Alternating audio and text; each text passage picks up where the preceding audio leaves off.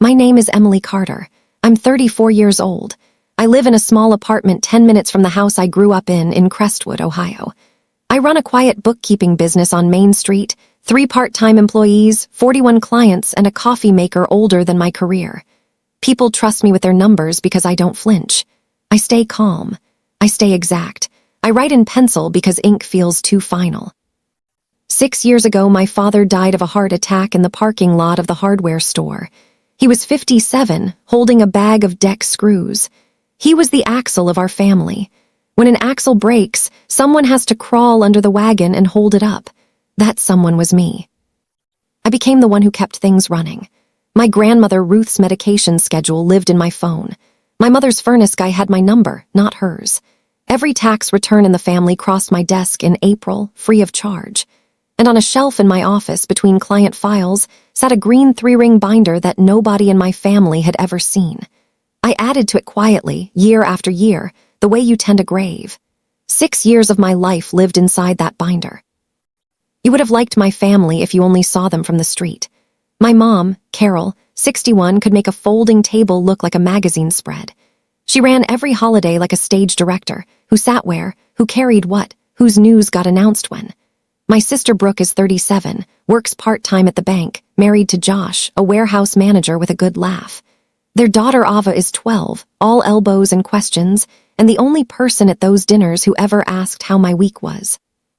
My brother Dean is 29, sells gym equipment, and has been one investor away from opening his own fitness franchise since he was 25. Every Sunday we ate pot roast at Mom's, and every Sunday there was a moment when something needed doing, a form, a bill, a phone call to an insurance company, and the room would say the same sentence in the same easy voice. Emily will handle it. Nobody ever asked if Emily wanted to handle it. You don't ask the dishwasher if it feels like running. I fixed Aunt Patty's register at the craft fair. I did Dean's taxes, Brooke's taxes, Josh's side job taxes. And last fall, for the first time in my life, I said no to something. Dean wanted me to cost in a loan for a new truck he could not afford. I offered to help him budget for a used one instead. He looked at me like I'd slapped him. The frost at Sunday dinner lasted 3 weeks. My mother's special weather where nobody is angry and the gravy is passed to you last. Every time. Until you learn. I thought that frost had thawed by summer. I was wrong about what it had turned into. The whispering started 2 weeks before Labor Day. My mom called me on a Tuesday while I was closing out a client's payroll. "Don't make any plans, sweetheart," she said, and I could hear the smile through the phone. "Not for Labor Day weekend, promise me." I asked what was happening. "Just wait," she said. That Sunday at dinner, the whole house had a secret in it.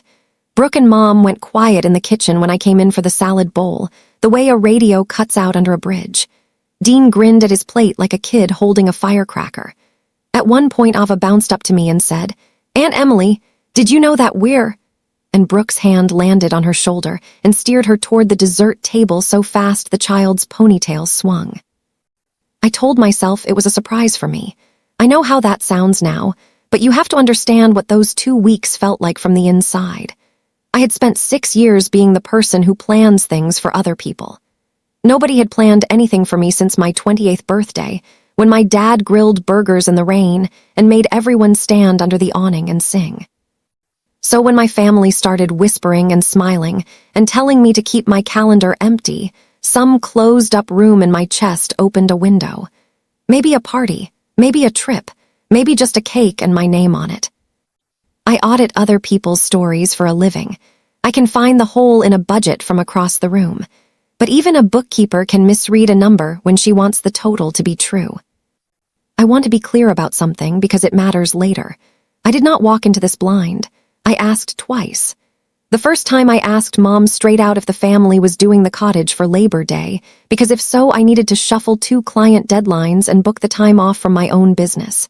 She looked me in the eye and said, "Stay in town, honey. Trust me. You'll want to be here." The second time, a week out, I asked Brooke if I should prep anything, coolers, groceries, the usual. She said, "Nope, all handled. Just keep your weekend free." So I did what a careful person does. I moved my quarterly review with my biggest client to the following week. I gave up my seat at a bookkeepers' conference in Columbus I'd been looking forward to since spring. Non-refundable, by the way. I checked the family group chat for logistics because I'm always the logistics. Nothing. Quiet as a closed bank. And here's the part that stings to say out loud. This past January, I had tried to fix this family with a spreadsheet. I printed a simple cost-sharing plan, who could chip in what for the family's expenses, everything above board, and set it on Mom's table. My mother cried like I'd read her diary in church. Brooke said, and I quote, "You're turning family into an invoice." Dean called me a cash register with a ponytail. So I folded my one page back into my purse, and I kept paying for everything myself, quietly, the way I had for 6 years. They called me a cash register in January. By September, I'd find out what they really thought I was. The Friday before Labor Day, Mom invited me for dinner and asked me to sleep over. "Stay in your old room," she said. "Big day tomorrow, just wait." She made pot roast on a Friday, which should have set off every alarm I own. The house felt warm in a rehearsed way, like a stage set 10 minutes before curtain. Dean kept checking his phone and smiling. Brooke and Josh came by for dessert, and twice I walked into a conversation that stopped so hard I could feel the period at the end of it. I caught a glimpse of a suitcase behind the laundry room door, navy blue, wheels out, ready, and my chest did that stupid warm thing again. Luggage. A surprise trip then. Maybe they'd finally planned something and my only job was to show up and be celebrated. I remember deciding, standing in that hallway with a dish towel in my hand, that I would let them have the joy of surprising me. That I wouldn't peek, wouldn't guess, wouldn't do the math out loud. When Brooke's family left, Ava hugged me at the door longer than usual, her face pressed into my ribs, and she said, "Bye, Aunt Emily," in a small voice that I misread as sleepiness. It wasn't sleepiness. My mom kissed my forehead at the top of the stairs, first time in years, and said it one more time, softer than before. "Don't make any plans." I brushed my teeth in the sink I'd used as a teenager and fell asleep in my childhood bed, listening to my family whisper through the wall, warm as a fool in winter. I slept well. That's the part I still can't forgive myself for. I woke at 7:40 to a house with no sounds in it. No coffee maker gurgling. No shower running. No Dean's feet on the stairs. Just the refrigerator humming to itself like it was trying to keep me company. I lay there a full minute telling myself they were hiding, that I'd walk down and the lights would flip on and there'd be balloons. I walked down. The kitchen was clean and cold. The driveway through the window was empty. Both cars gone. And on the counter, under the good salt shaker, sat a single sheet of paper in my mother's round, cheerful handwriting. Ruth's pills, blue one with breakfast, white ones at night, list on the fridge, trash goes out Tuesday, water my tomatoes, they're fussy, back Monday evening, thanks, sweetie. No sorry, no explanation, no cottage, no destination, no we'll miss you. Not even my name, just sweetie, the word you use for a waitress or a dog. I stood there in my pajamas holding the note and the room did a slow, quiet tilt because I finally saw the shape of it. Don't make any plans, not because something was planned for me, because I was the plan. I was the house sitter, the pill counter, the tomato waterer. The staff doesn't get a warning when the family goes on vacation. The staff gets a list. I called my mom once, straight to voicemail, her chipper greeting from 10 years ago. I set the phone down on the counter next to the note and made myself a cup of coffee in that spotless kitchen, and I drank it slowly, standing up, while somewhere north of me my family was laughing on a highway. By noon I found out where they were, the way you find out most things now, from a screen. It was Brooke's Instagram story. I wasn't even looking for it. The algorithm served it to me like a subpoena. First frame, a wooden dock over blue-gray water, Dean mid-cannonball, all knees and glory. Second frame, my mother in her white sun hat raising a plastic cup of something pink toward the camera, laughing with her whole face, a laugh I hadn't seen since Dad was alive. Third frame, Josh at a grill, Ava on a paddleboard, sunlight everywhere. I knew that dock. I knew that water, Lake Arden. Our cottage. My father's cottage. 2 hours north, the place I had not been invited to. And across the bottom of the last frame, in that cursive font Brooke uses for happy announcements, sat the caption. Best trip ever when she's not around. LOL. 214 people had watched it by noon. Aunt Patty had responded with a little red heart. I stood in my mother's kitchen and read it 4 times, the way you read a column that keeps landing on a number you don't want. She's not around. LOL. I waited to feel the scream build, and it didn't come. What came instead was worse, or maybe better. A stillness, cold and wide, like a lake icing over in a single night. I did not comment. I did not post. I did not text a soul. I put the phone face down on the counter, washed my coffee cup, dried it, and set it in the rack. Then I picked up Mom's watering can, filled it, walked to the tomatoes, and stopped with the can in midair. I looked at those fussy little plants for a long moment. I set the can down, still full, on the porch rail. Every machine has an off switch. Mine had just been found. And here's what my family forgot when they left the state. They left me home alone with every device, every calendar, every account in this family that I had ever been asked to manage. Here is what I did not do that Saturday. I did not call Brooke and demand an explanation. I did not type the 11 furious paragraphs my thumbs were begging to type. I did not cry into the pot roast leftovers. Rage is a payday loan, feels like money, costs you double by Tuesday. I locked my mother's house, drove the 10 minutes to my apartment, showered, put on real clothes, and then did the one thing on that note worth doing.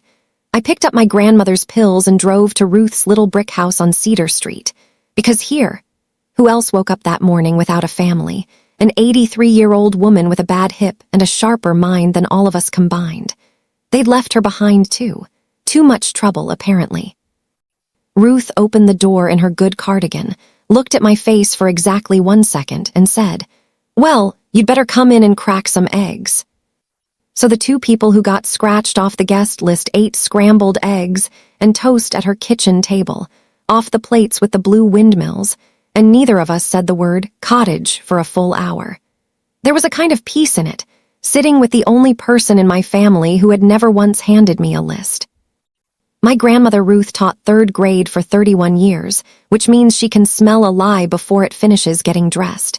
She poured me more coffee and told me what she knew, which was almost nothing. And that was the point. They'd told her about the trip on Thursday. "An adult's getaway, Ruthie. You'd hate the stairs," is what my mother said to her. To a woman who still does her own gutters against everyone's direct orders. Ruth stirred her coffee and delivered the line I've thought about every day since. "They took the boat keys," she said. "Funny, nobody ever asks who keeps the lights on." I looked up. She looked back, steady as a level. She didn't know the details. She has never seen my green binder, but grandmothers do arithmetic in their own currency. She'd watched me show up with a toolbox in February and a checkbook in April for 6 years. She'd drawn her own conclusions and filed them away the way teachers do, waiting for the student to be ready. Then she said something stranger. "Your father did one smart thing about that cottage before he died." She held her mug with both hands. "Ask me about it when you're ready." I said I was ready now. She shook her head. "No, honey, you're angry now. Ready is different. Ready comes after you know what they're actually doing up there." I told her they were swimming and drinking pink things out of plastic cups. Ruth looked out her kitchen window toward the north, the direction of the lake, for a long, quiet moment, then said the second thing I've never forgotten. "Your mother came by Thursday with casseroles and her good church folder on the car seat. Honey, nobody packs paperwork for a swim." I didn't know what she meant yet. Her iPad was about to tell me. The iPad was my fault in the way everything in this family was eventually my job and therefore my fault. 3 years ago, when Ruth's doctor moved her checkups to video calls, the family decided, say it with me, Emily will handle it. So I set up an iPad for her using an old Apple ID of Brooke, because Brooke had an unused account and nobody wanted to pay for new storage. Brooke never logged out. I maintain the thing every month like a good little IT department. Updates, storage, charging cable by the recliner. That Saturday afternoon, I picked it up off Ruth's end table to clear her cluttered screen before her Monday appointment. And there it was on the lock screen, patient as a paper cut, a shared calendar notification. Gary Sutton, Cottage, Moan 11:00 a.m. I stood very still. Everybody in Crestwood knows Gary Sutton. His face smiles down at you from the biggest realtor billboard on Route 9, right next to the words "Your home." His promise. My thumb hovered over the screen while my brain did what it is trained to do, reconcile the accounts. A realtor at our cottage on Labor Day Monday at 11 in the morning, with my entire family gathered in one place, coolers packed, kids entertained, grandmother parked, and the one person who reads every document in this family conveniently left 2 hours south watering tomatoes. Numbers don't lie, but they'll sit quietly while you lie to yourself. I'd spent 2 weeks believing the whispers were a party. The lock screen fixed that.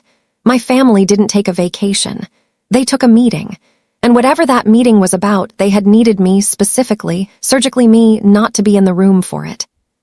I want to be honest about the next part, because I've gone over the ethics of it at 2 in the morning more than once. I opened the Messages app on that iPad. It was a device I administered, signed into an account its owner had abandoned, syncing conversations nobody had bothered to silence. But yes, I opened it with cold hands and Ruth pretending very hard to watch her bird feeder. At the top of the list sat a group chat I had never been in. Cottage crew with a little boat emoji. Created the 3rd week of May. While I was doing their taxes. Amended returns. I scrolled up through 3 months of my family planning a weekend without me the way other people plan weddings. Who'd bring the kayaks? Whether Josh's brother could lend a second grill. Mom asking Brooke to pick the week Emily usually does quarterly filings so she won't push to come up. And then, from the 2nd week of June, the message that rearranged something in my chest permanently. Ava, sweet, loyal Ava, texting from Brooke's phone had asked, "Is Aunt Emily coming? She loves the lake."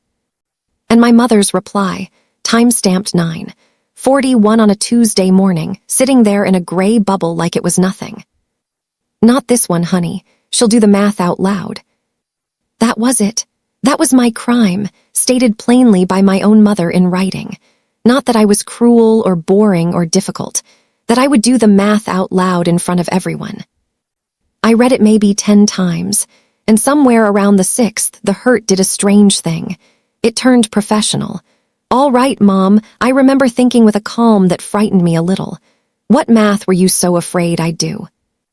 I kept scrolling, and then I found the spreadsheet. Pinned to the top of Cottage Crew, above the kayak logistics and the sunscreen reminders, sat an attachment. Terrell Family Budget version 3. I built that file 2 winters ago at my mother's kitchen table. I made her a clean little template with tabs and formulas so she could track her spending without calling me every Sunday. She hugged me and called me her clever girl. And now here it was, my own handiwork, repurposed to budget the family weekend I'd been deleted from.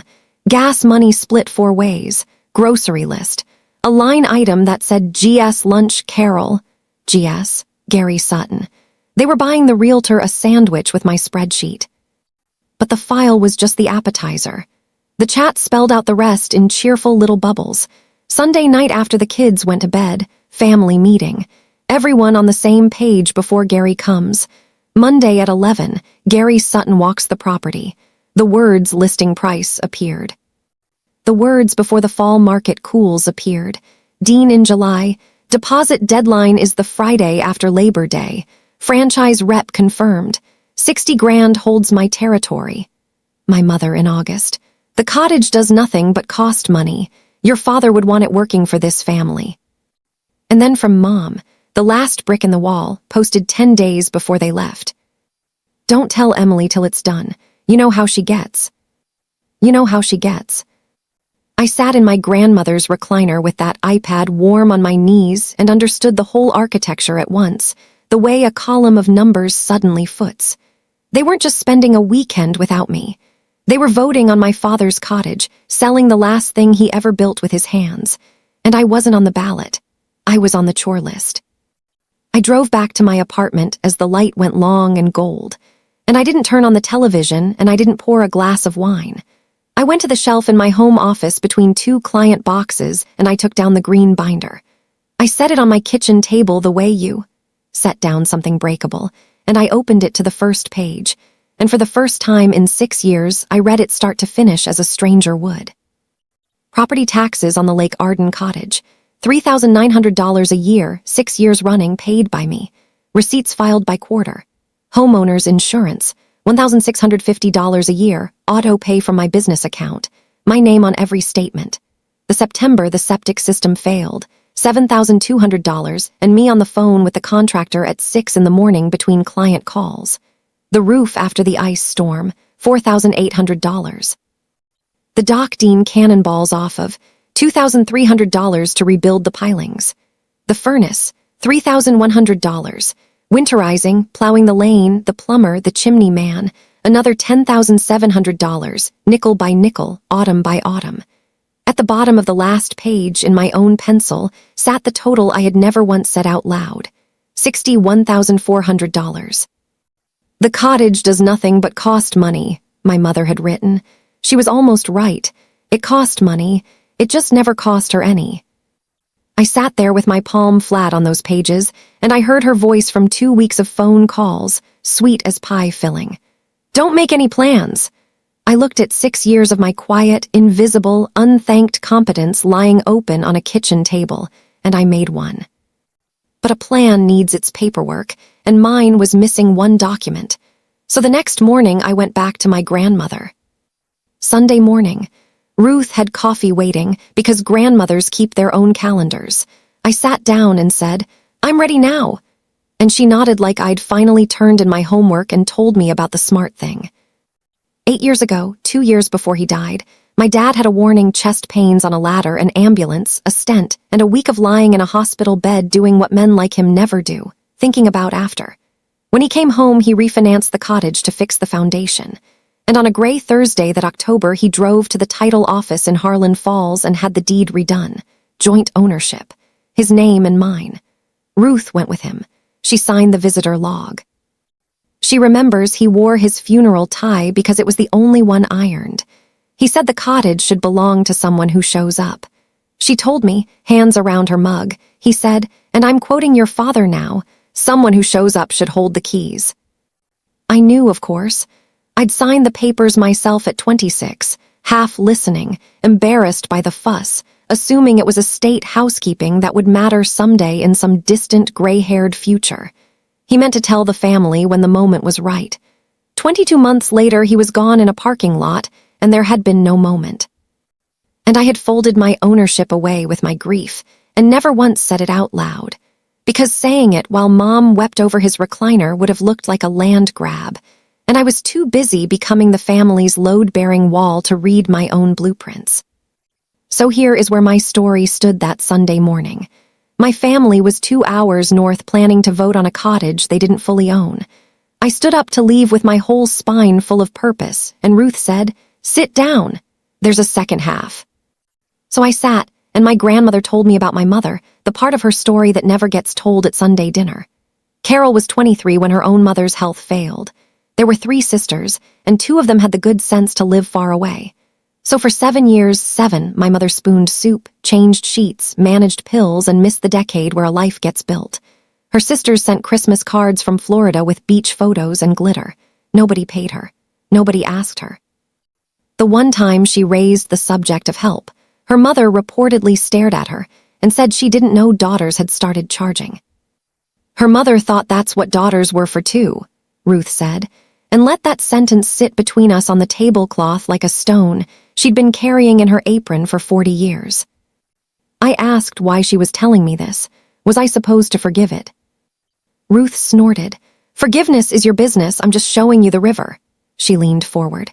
"Your mother drowned in this exact water, honey, and instead of draining it, she taught her own daughter to swim laps in it and called it love. That's the oldest recipe in the world." Then she patted my hand once briskly, teacher to student, and added, "Knowing where the river starts doesn't keep you dry." I drove home the long way, past the hardware store where my father died. And I'll tell you the truth about what all that history did to me. Understanding my mother didn't change my next move by a single inch. It only made my hand steadier when I made it. Sunday night, my kitchen table.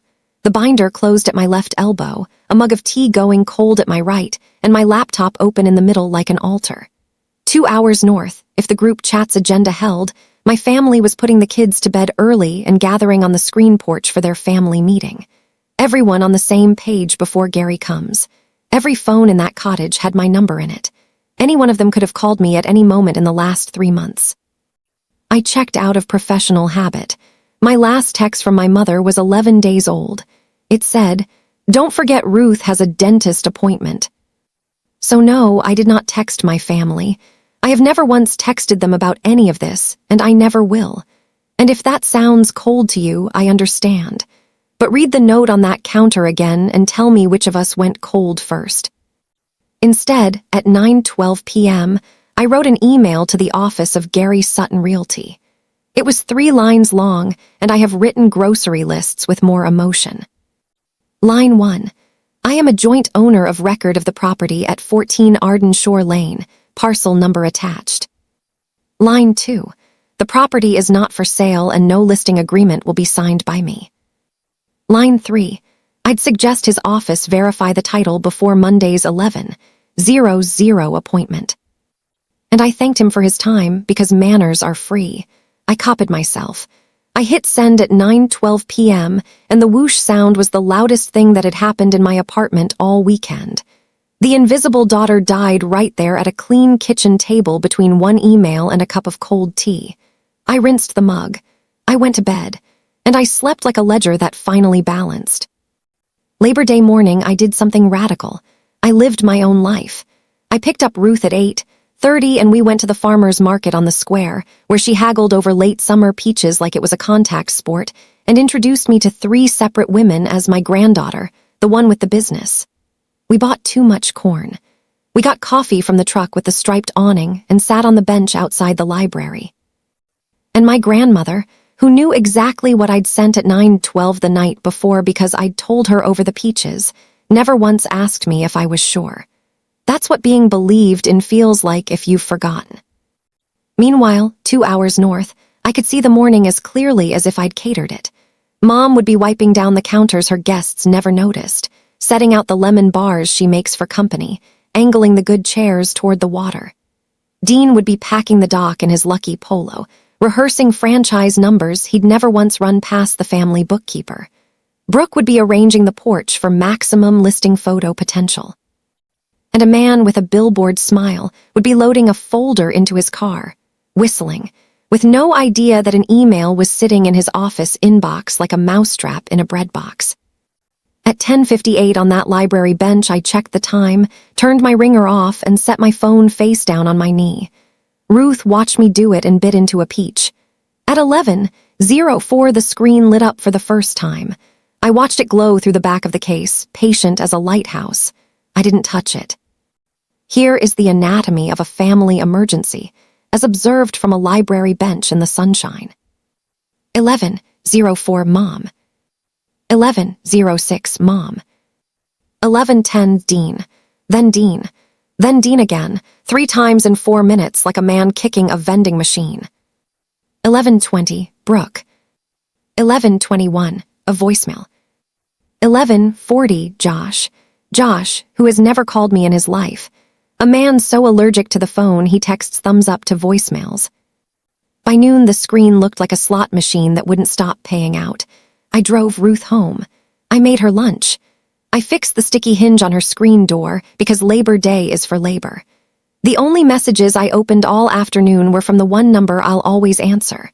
Ava, texting from her mother's phone in the way of 12-year-olds, no capital letters, no context, pure signal. Aunt Emily, why is everyone yelling? Then 20 minutes later, the realtor guy left after like 10 minutes. He didn't even get to the dock. Then, Grandma keeps saying a number and putting her hand over her mouth. Then at 4:30, the one that told me the whole story. Mom deleted her story. Not posted an apology. Not called me on speaker to say we're so sorry, come up, we'll wait. Deleted the evidence. I put the phone on the charger in my kitchen at 9 and watched a documentary about lighthouses. By midnight, the counter on my missed calls read 63 from 5 different numbers, and not one voicemail among them had yet said the only word that mattered. Somewhere around hour 2, they'd learned who owned the cottage. From what I could piece together, it took them until dark to work out who'd been paying for it. Tuesday morning over coffee, I listened to my voicemails the way I review a client's shoebox of receipts, chronologically, without flinching, pencil in hand. Dean 11:21 shouting over Lake Wind. What did you do? Gary walked. You sabotaged me. Call me back right now. No question about whether it was true. Straight to the wound. Brooke 1:15 in her bank voice, the one she uses to deny loans gently. Emily, there's been a misunderstanding, and I think if we all just talk like adults. And then a pause and lower off script. Mom says there are records. Just call me. Aunt Patty 3:00 syrup over gravel. Honey, whatever this is about, family works it out. Also, is it true about the taxes? Call Aunt Patty. And then my mother. 3 voicemails spread across the day like the stages of a fever. The first, brisk and managerial. Emily Carter, call me this minute. This is a family matter. The second, at dusk, quieter, the wind gone. You paid the septic, Emily, the roof. Why didn't you? And then a long breath and the click. And the third, at 11:58 p.m., barely above a whisper, the voice of a woman sitting alone on a dark porch while everyone else pretends to sleep. Please come home. We didn't know. I set my pencil down. I looked out my window at the parking lot of my ordinary, self-made little life, and I said to my empty kitchen the only reply that voicemail deserved. You knew enough to whisper. 63 calls in one day from a family that couldn't dial my number once all summer to say, pack a bag. They came home Tuesday, a day late, because you can't check out of a lake cottage angry any faster than you can happy. Dean didn't bother calling first. At 12:40, he shouldered through the door of my office on Main Street, sunburned and thunderous, past Marcy at the front desk, and stood over me smelling like lake water and betrayal. You knew, he said. You sat down here and let us drive into a wall. I finished the entry I was typing, saved the file, and folded my hands. You planned for 4 months, I said. I sent one email. He went off like a shaken can. I'd embarrassed him in front of the franchise people. I'd always thought I was better than everyone. This is why nobody wanted me there. That last one hung in the air between us, and he had the decency to look away from it. Then he said the sentence he'd actually come to say, the one the whole cottage had no doubt agreed on. Family money is family money, Emily. I looked at my brother, 29 years old, strong as a barn door, not a bad man, just a man who'd been served his whole life and thought it was weather. Family money is family money, I repeated. Then it's strange none of the family paid any. His jaw worked. He wanted to hit something, and there was nothing in my tidy office soft enough, so he kicked my wastebasket into the wall on his way out. Paper everywhere, very fierce, and left. Marcy leaned in with wide eyes and asked if I was okay. I was picking up crumpled paper off my floor, and I realized I was, mostly. But the visit that actually got under my skin came that evening. Brooke. And Brooke brought something I didn't have, a piece of the truth. Brooke knocked on my apartment door at 7 holding a grocery store lasagna like a white flag. Mascara ghosted under her eyes. I let her in because I wanted answers more than I wanted distance, and my sister has never been able to hold a secret with witnesses present. She started with the caption. It was a stupid joke, she said, staring at my counter. You were being, I thought you'd chosen work over us again. I was mad at you. It was ugly, and I'm sorry. Chosen work over us? I asked carefully. What exactly did she mean? And watched my sister's face do something complicated. Mom told us in June, Brooke said. She said she'd invited you first before any of us. She said you told her Labor Day was your busiest client stretch, quarterly something, and that we should go without you. You insisted, and we shouldn't bring it up because you felt guilty about it. She stood in my driveway, Emily. She said, don't pester your sister about the trip, she'll just feel worse. So there it was, the missing column. To me, Mom had said, don't make any plans, stay in town, just wait. To them, Mom had said, Emily turned us down, don't mention it to her. 2 stories, airtight, pointed away from each other like curtains over the same window, and one director standing between them, keeping both halves of her family from ever comparing notes. Even the cruelty of that caption had been farmed. Brooke had aimed it at a sister she believed had snubbed the family. I'm not excusing her. LOL is LOL. But as she stood in my kitchen crying into her own casserole, I finally saw the full blueprint. My mother hadn't just hidden a trip from me. She'd hidden me from my family. Wednesday, the summons started. Mom wanted me at the house to straighten this out as a family, at her table, on her clock, with her pot roast as anesthesia. Aunt Patty offered to mediate, which is Patty for sitting close enough to hear everything. I declined all of it politely, the way I decline clients who want creative accounting. Then I sent my first message to my family since Friday. One text to the regular group chat, the public one, the one with no boat emoji. Wednesday, 7:00 p.m. Mom's living room. Everyone, I'll bring the paperwork. That was the whole message. I watched 3 sets of typing dots rise and fall like people bobbing underwater. And after 6 minutes, the only reply was from Dean. Okay. Power isn't loud. It turns out power is being the one who names the time and brings the documents. Sound familiar, Mom? I spent that afternoon at my office copier like a priest preparing communion. 5 sets, collated, clipped, every receipt, every statement, every check. 6 years of the green binder reproduced in black and white. Marcy asked if I was okay for the second time in 2 days. Never better, I said and meant it, which worried me more than the alternative. I stopped at Ruth on my way home. She was watching her shows and she muted the television, which is how you know a conversation matters. I asked her to come. I'll sit in the armchair, she said. You'll stand. Then she looked at me over her glasses with those third-grade teacher eyes that have watched 40 years of children decide who to be. Go get your inheritance, honey, not the cottage, the other thing. I didn't fully understand her until it was over. I wasn't going there to win. I'd already won Monday at 11:04. I was going there to decide what winning would cost.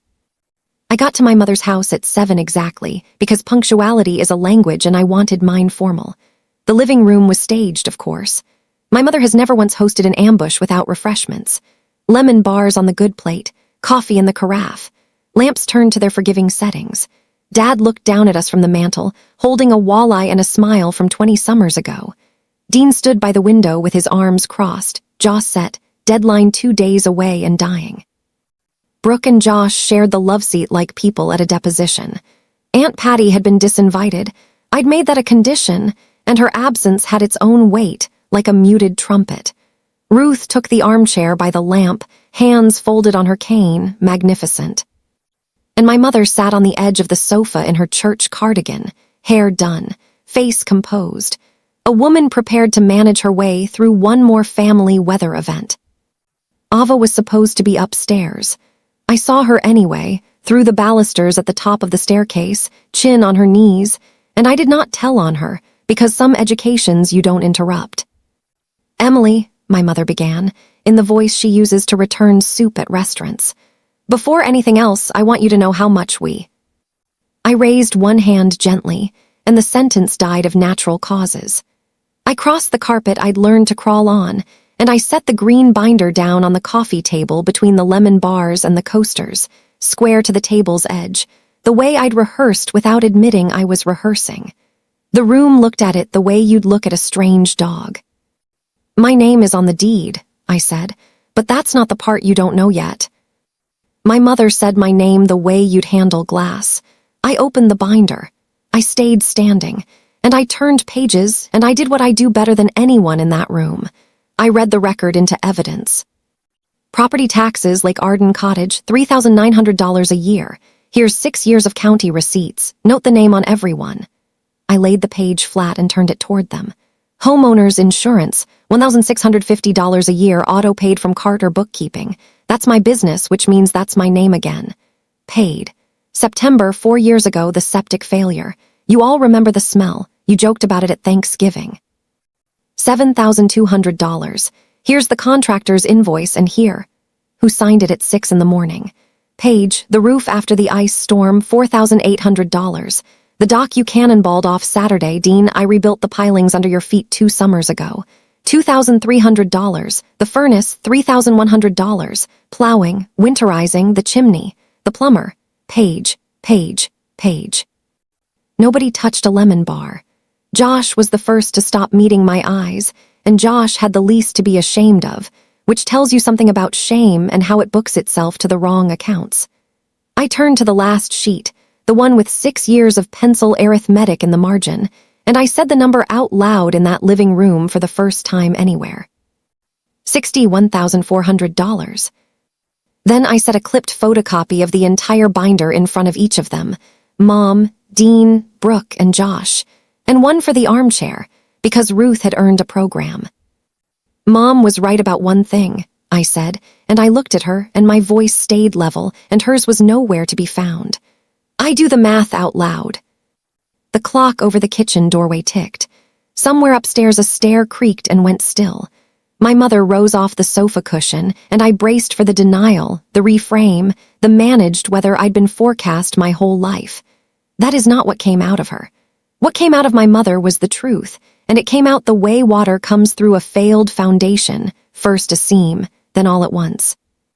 She sat back down mid-rise, as if her knees had voted against the performance, and she looked at the photocopy in her lap, and she said, I couldn't cover it. The room went so quiet I could hear the carafe cooling. After your father died, the pension was half what I refinanced, and then the card, and then the home equity loan. Her hands smoothed the pages without reading them. Every month I'd sit at that kitchen table with your little spreadsheet and move numbers around like furniture. And there was never, she stopped, started again. Your father handled it, then he didn't, and everyone assumed I was fine, and I let them because... She looked up, and for one unguarded second I saw underneath the stage director to the scared bookkeeping of her own life. Because I could not sit at Thanksgiving and be the poor widow, Emily. I could not. Dean said, Mom, you don't have to, and she kept going over him at me. The bills started coming and your name was already on things and it was so easy. You never asked for credit, you never even told them. A small, terrible laugh. You made it so easy. And then my mother folded her hands on her lap and delivered, in the voice of a woman reciting something she'd learned before she learned to question it. Nobody ever asked me either, you know, all those years with your Grandma Dorsey. Nobody asked. I thought that's what daughters were for. In the armchair, Ruth closed her eyes like someone hearing a diagnosis she'd predicted. And I stood there holding 6 years of paper, understanding my mother completely, the river, the drowning, all of it, and I said quietly, That's the saddest sentence you've ever said, Mom, and it's still not an apology. Brooke pulled in a breath and then came the offer. They pivoted the way families do, no signal all at once like starlings. Denial hadn't survived the binder, so they reached for the checkbook. Brooke leaned forward, bank voice engaged, hands sketching reasonableness in the air. Okay, here. What makes sense? The cottage sells. It's a seller's market, Gary says. 310, maybe 320. The first 61.4 comes off the top and goes straight to you. Every cent back, Emily, before anyone else sees a dime. That's fair. Nobody asking you to lose anything. Dean came off the window like a man given one more rep.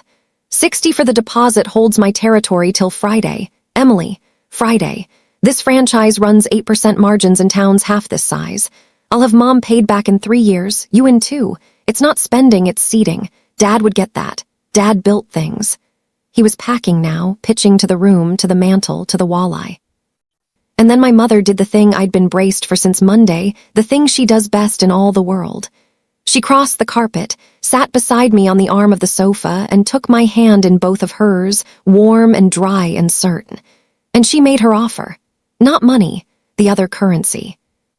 Sign it, sweetheart, just this once and everything changes, I promise you. You'll run it all, the money, the decisions, everything through you.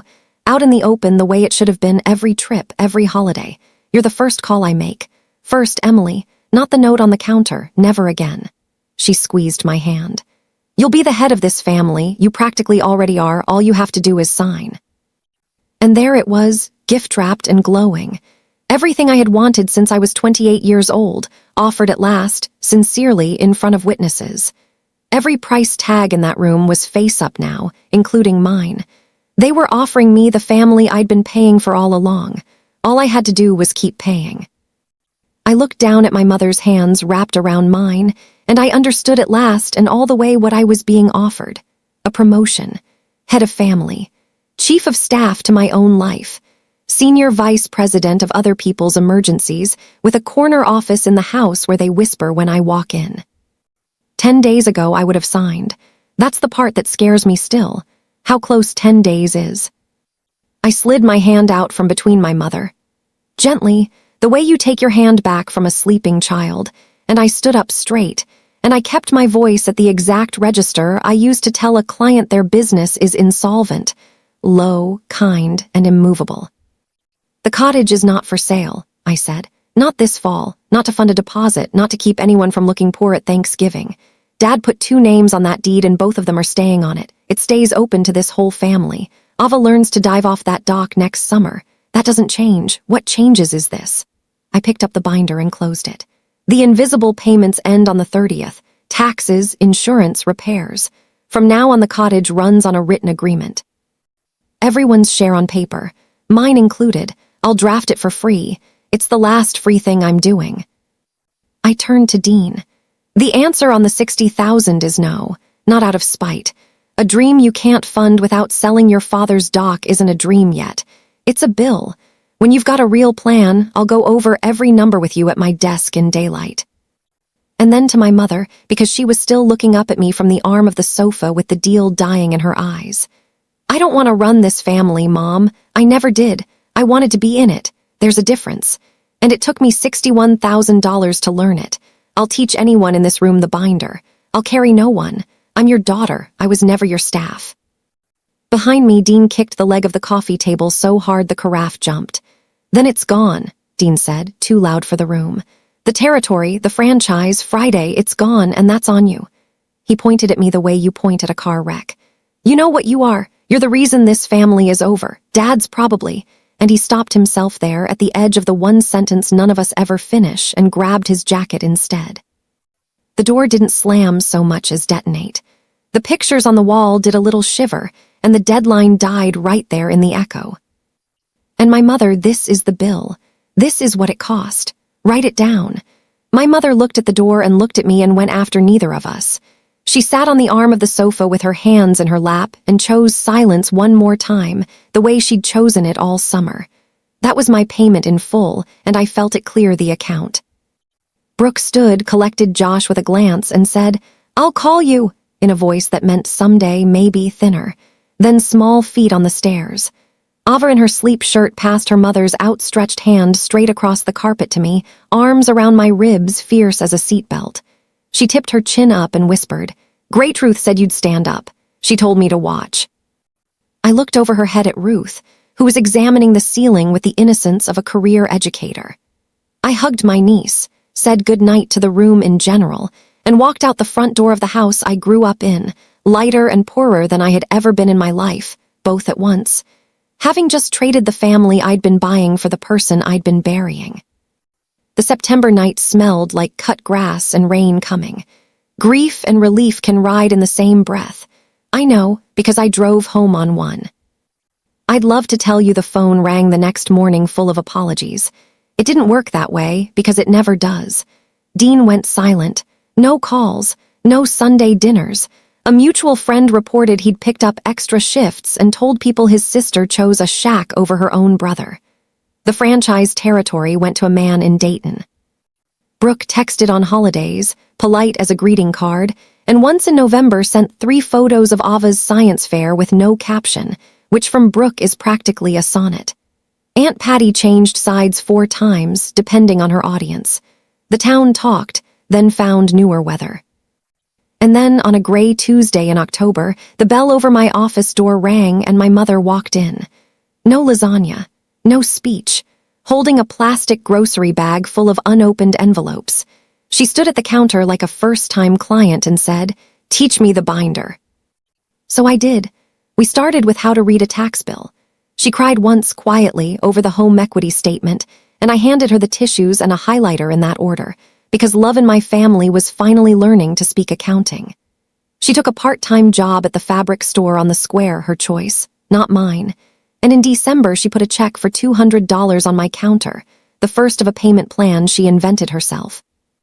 Against $61,000, it was a raindrop in a quarry, and we both knew it, and I deposited it anyway, because the point of that check was never the amount. Ava started coming by on Fridays after school to learn what she calls allowance math. Small true things. It turns out that's what's left when the performance closes. And small true things, unlike pot roast and promises, compound. This Labor Day, 1 year almost to the hour after I woke up to that silent house, I woke up at the cottage on Lake Arden. First one up, coffee in my father's old mug, bare feet on the dock he paid for, and I kept standing. The lake did its early morning trick where it holds the sky still for you. Ruth was on the porch by 8, wrapped in a quilt, supervising the horizon. Ava spent the morning practicing her dive off the end of the dock, badly and magnificently, while Brooke, who came up Saturday, awkward and trying, which counts, filmed every attempt and posted none of them. My mother arrived at noon, invited with potato salad and without commentary, and sat in a lawn chair like a guest, because that's what she was, and guests, it turns out, can be delightful. There's a cost-sharing agreement in a drawer in the kitchen with 4 signatures on it. Nobody whispers here anymore. The whole architecture of Whisper has been condemned. Dean didn't come. His name is in the agreement anyway, his share marked paid by owner Emily for 1 more year, because the door isn't locked to my brother. It just has visiting hours now, like every honest door. Late in the afternoon, Ruth watched me flip burgers in the rain-spitting breeze under the awning the way my father used to, and she smiled at something far away. They told me once, "Don't make any plans." I made plans. If you keep one line from my story, keep this one. Being needed is not the same as being loved. And the day a woman finally learns the difference is the day she stops being furniture in other people's houses and starts being the author of her own. That's my story. 1 note on a counter, 1 green binder, 63 missed calls, and 1 plan I finally made for myself. If this reminded you of a ledger you've been keeping quietly for people who never once asked what it costs you, take that as your sign. Bring it into the daylight kindly and completely, and let the people who love you prove it with more than a guest list. If you know a woman who needs to hear this today, share this video with her. Drop a comment and tell me what you would have done at that living room table. I read every single one. Hit subscribe if you haven't yet, and I'll see you in the next one.